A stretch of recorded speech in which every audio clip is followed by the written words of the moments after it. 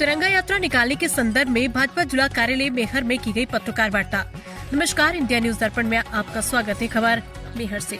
जैसा कि ज्ञात हो कि भारत की तीनों थल, जल, वायु सेना, बीएसएफ, देशभक्ति जनसेवा सेनानियों की अतुलित वीरता, विजय, शौर्य, साहस के साथ ऑपरेशन सिंदूर के तहत जो पाकिस्तान आतंकिस्तान को उनकी ही धरती पर घुसकर जो अंजाम किया, उसे पाकिस्तान के साथ पीढ़ी तक याद रखेगी। ज्ञात हो कि जो विगत दिनों पहलगाम में आतंकवादियों द्वारा भारतीय पर्यटकों की निर्मम कायरता रूपेण हत्या की थी, उसी के परिप्रेक्ष्य में ऑपरेशन सिंदूर की राष्ट्र भारत की विजय पताका का जश्न मनाने हेतु महारानी अहिल्याबाई जी के आगामी 21 से 31 मई के बीच में उनकी 300वीं जयंती को मनाने हेतु पत्रकार वार्ता आयोजित की गई। इस तिरंगा यात्रा को निकालने के संदर्भ में भाजपा जिलाध्यक्ष मेहर कमलेश सुहाने ने देश की तीनों सेनाओं के सम्मान में कहा है कि इस तिरंगा यात्रा में जिला मेहर की धरा को एक एक जनमानस इस देशभक्ति जनसेवा के प्रतीक सेनानियों के अतुलित पराक्रम साहस की पराकाष्ठा की इस तिरंगा यात्रा में अपनी राष्ट्र रूपी प्रेम सद्भाव के प्रति देश की आन बान शान तिरंगा यात्रा में सम्मिलित होकर अपने आप को भारत माता के प्रति समर्पित कर गौरवान्वित करे।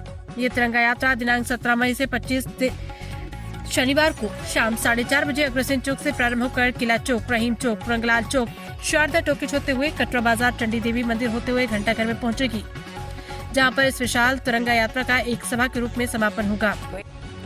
आप सभी जिला मेहर के सभी गणमान्य महानुभाव से करबद्ध आग्रह है कि पुष्प की अभिलाषा के अनुरूप इस तिरंगा शोभा यात्रा में अपने घरों से राष्ट्रीय ध्वज तिरंगा एवं भारत माता पर पुष्प अर्पित कर उन सेनानियों के साहस सम्मान प्रदान कर राष्ट्र को कृतार्थ करें। भारत माता की जय, वंदे मातरम, जय हिंद के संदेशों से मेहर की धरा गुंजायमान हो जाए। इंडिया न्यूज दर्पण के लिए मेहर से दीपक बड़ोलिया की रिपोर्ट। मेहर के सभी पत्रकार साथियों का, सभी पत्रकार बंधुओं का मैं हृदय की गहराई से बहुत बहुत स्वागत, वंदन और अभिनंदन करता हूँ। बंधुओं, जैसा कि हम सब लोग जानते हैं कि मेरा भारत वसुधैव कुटुंबकम के भाव से, सर्वधर्म समभाव के भाव से पूरे विश्व के अंदर अपनी एक अलग छवि रखता है। परंतु लगातार हमारे पड़ोसी मुल्क पाकिस्तान के द्वारा पर्यटकों पर निर्मम हत्या का जो प्रयास हुआ भी पहलगाम में, यह नितांत दुखद और जितनी इसकी निंदा की जाए वो कम है। इस घटना के बाद भारत की सेना ने जो एक बात कही थी कि हम आतंकी ठिकानों को मिट्टी में मिला देंगे, हम ऐसी घटनाओं को बर्दाश्त नहीं करेंगे।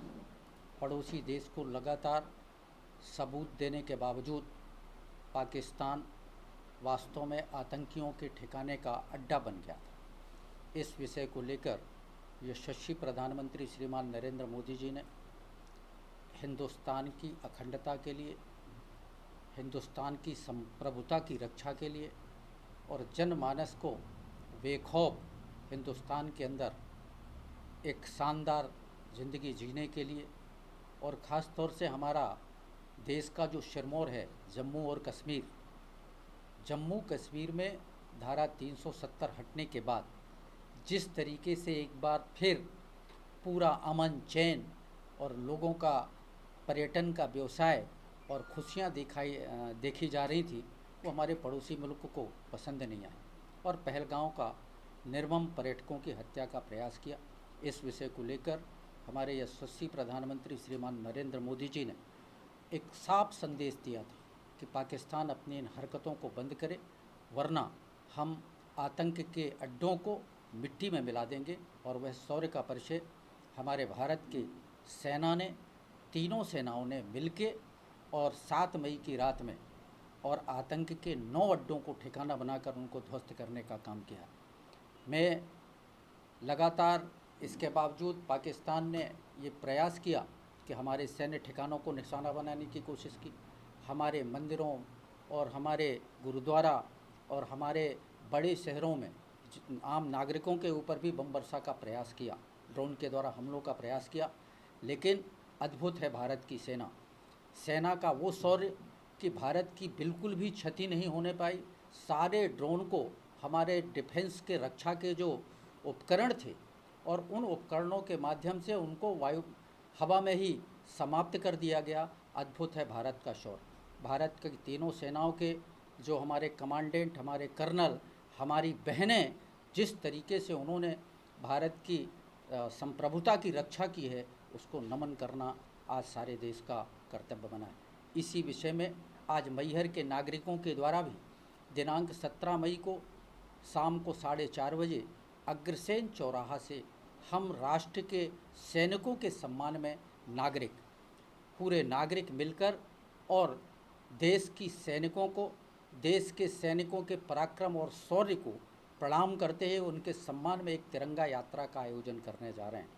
मैं इस पत्रकार वार्ता के माध्यम से आप सभी के सहयोग से यह आग्रह करने के लिए आप सबको यहाँ पर आमंत्रित किया है कि यह तिरंगा यात्रा मैहर का एक एक नागरिक इसमें शामिल हो।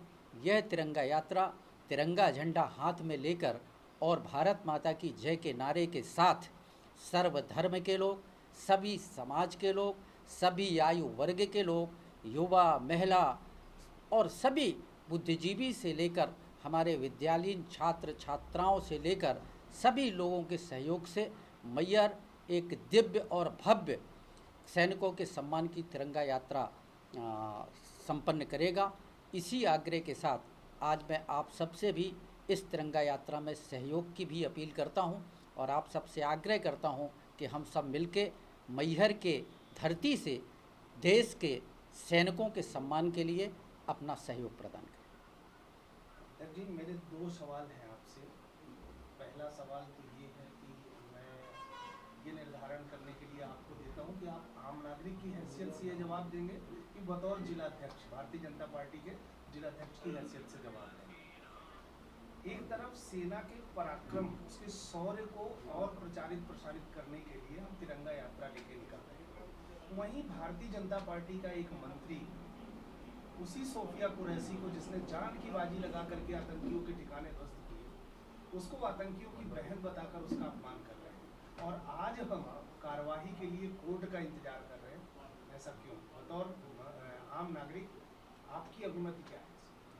सोफिया कुरैशी हिंदुस्तान की बेटी, हिंदुस्तान की बहन है और हम सब लोग सोफिया कुरैशी को, इस धरती का एक एक नागरिक सैल्यूट करता है, प्रणाम करता है। मैं बड़े गर्व के साथ कहता हूँ कि आज सोफिया कुरैशी केवल वो सोफिया नहीं है, वो मेरे भारत की शान है। और हम सब जानते हैं कि जब भी हमारी प्रेस की ब्रीफ हुई तो सोफिया कुरैशी जी को सेना की ब्रीफिंग करने के लिए भेजा गया। मैं सिर्फ उनको सैल्यूट करता हूं, उनको प्रणाम करता हूं। भाजपा एक अंशात्मक।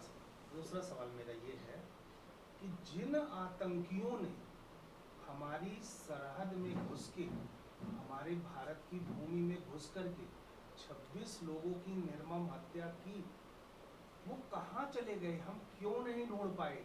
क्या इसे भारतीय जनता पार्टी की बड़ी विफलता ना माना जाए? हम कह रहे हैं कि हमने ड्रोन से लाहौर में मार दिया, उनके आतंकवादी ठिकाने नष्ट कर दिए गए, लेकिन उन 3 आतंकियों को आखिर वो कहाँ गए? रहे तो आपकी सरहद में ना, आपकी सरहद से बाहर तो नहीं चले गए थे।